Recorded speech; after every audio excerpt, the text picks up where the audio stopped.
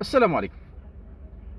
هلاك 12 سوري في الصحراء الجزائرية، تاهوا في الصحراء الجزائرية، وهذا الخبر انتشر على مواقع التواصل الاجتماعي بعد أن نشرته جمعية غوث للبحث والإنقاذ.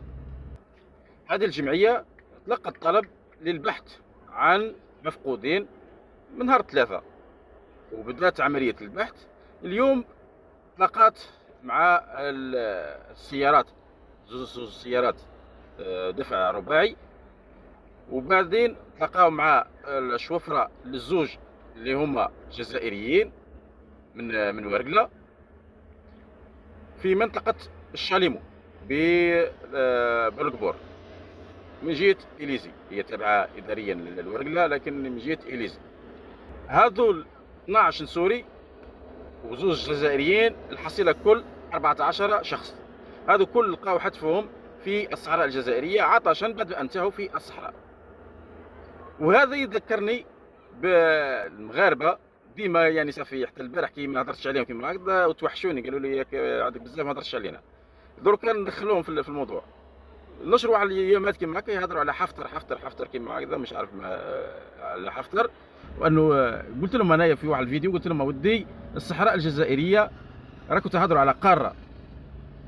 الجزائر الصحراء تاعها قاره وحدها، انك باش تتحرك فيها لازمك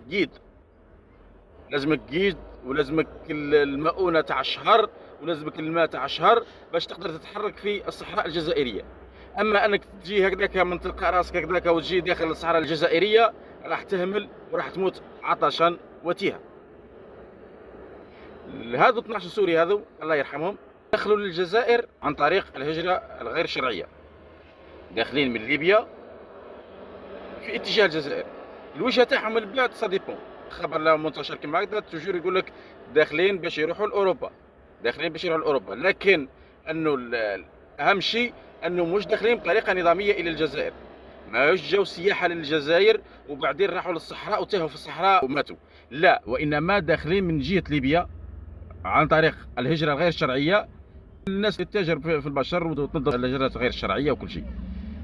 تاهوا في الصحراء اللي قلنا الصحراء يعني صعيبه بزاف الصحراء تاعنا، لانه اذا دخلت للصحراء هذيك ما كانش معك جيد وما مشيتش مع الطريق اللي باينه، الطريق المعبده، راح تهمل. اكيد راح تهمل. لا تقول لي ولد المنطقه، لا تقول لي عندي جي بي اس، لا تقول لي عندي مش عارف واش عندك. عندي الصحراء الجزائريه صحراء عميقه، بحر غامق يحب لك باش تخرج منه، الا اذا كنت متمكن يعني وربي ساطرك هذاك النهار بالك تخرج من هذاك الصحراء. المهم هذوك اللي توفاو ربي يرحمهم ان شاء الله. نشرت جمعيه غوث للبحث والانقاذ اسماء تاعهم بالاباء تاعهم بالتاريخ الميلاد تاعهم كل شيء. قالت لك يعني راهم الجثث تاع هذول الناس راهم في المستشفى، الاهل تاعهم اللي يقدروا يدوا الجثث يروحوا يدفنوا موتاهم، نقولوا ربي يرحمهم ان شاء الله.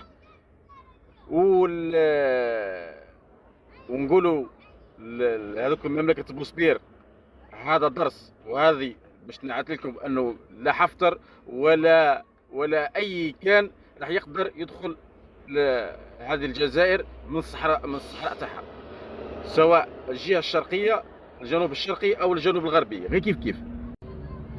وهذا مكان تهلاو في رواحكم. السلام عليكم.